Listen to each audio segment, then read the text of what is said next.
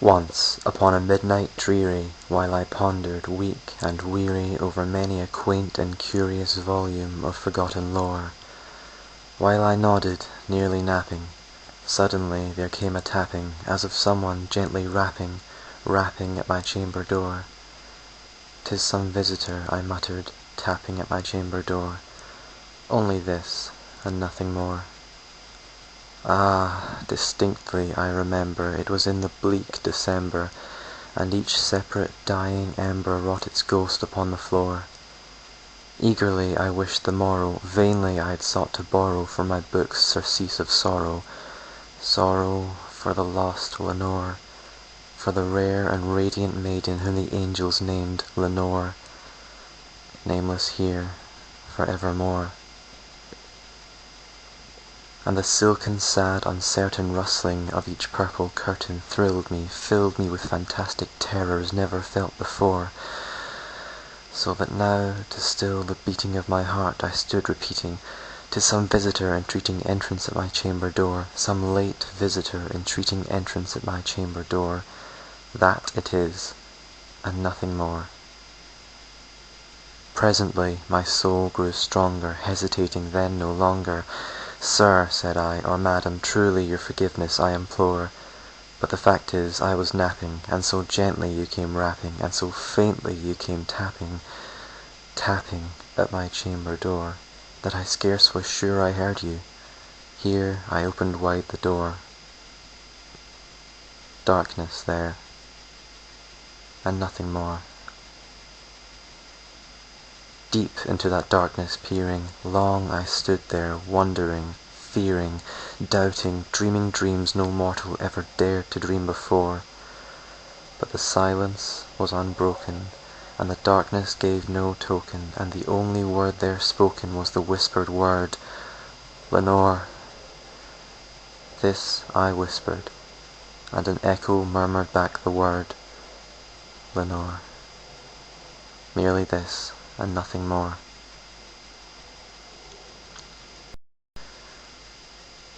Back into the chamber turning, all my soul within me burning, soon again I heard a tapping somewhat louder than before. "Surely," said I, "surely that is something at my window lattice.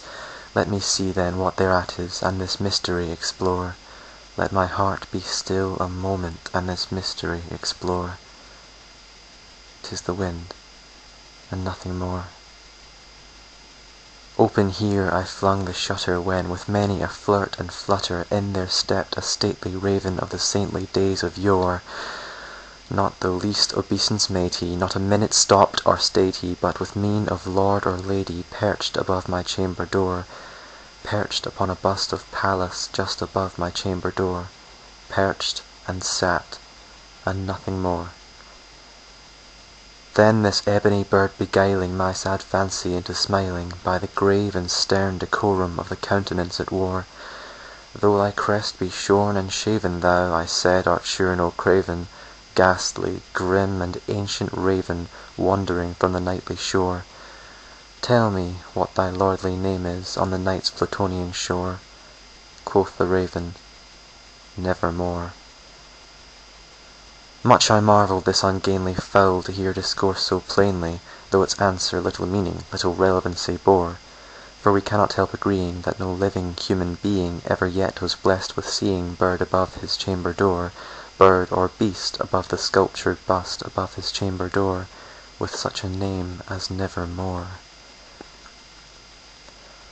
But the raven, sitting lonely on the placid bust, spoke only that one word, as if his soul in that one word he did outpour. Nothing further then he uttered, not a feather then he fluttered, till I scarcely more than muttered, "Other friends have flown before.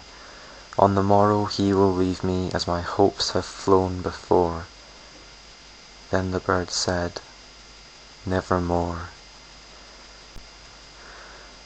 Startled at the stillness broken by reply so aptly spoken, "Doubtless," said I, "what it utters is its only stock and store, caught from some unhappy master, whom unmerciful disaster followed fast and followed faster, till his songs one burden bore, till the dirges of his hope that melancholy burden bore of never, nevermore." but the raven still beguiling all my sad soul into smiling. Straight I wheeled a cushioned seat in front of bird and bus and door. Then, upon the velvet sinking, I betook myself to linking fancy unto fancy, thinking what this ominous bird of yore, what this grim, ungainly, ghastly, gaunt and ominous bird of yore meant in croaking nevermore. This I sat engaged in guessing, but no syllable expressing to the fowl whose fiery eyes now burned into my bosom's core. This and more I sat divining, with my head at ease reclining on the cushion's velvet lining that the lamplight gloated o'er, but whose velvet violet lining with the lamplight gloating o'er she shall press, ah, nevermore. Then, methought, the air grew denser, perfumed from an unseen censer, swung by seraphim whose footfalls tinkled on the tufted floor. Wretch, I cried, thy God hath lent thee, by these angels he hath sent thee, respite, respite, and nepenthe from thy memories of Lenore.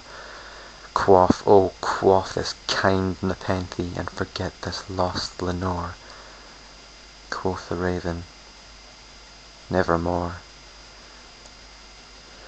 Prophet, said I, thing of evil, prophet still, if bird or devil, whether tempter sent or whether tempest tossed thee here ashore, desolate yet all undaunted, on this desert land enchanted, on this home by horror haunted, tell me truly, I implore, is there balm in Gilead?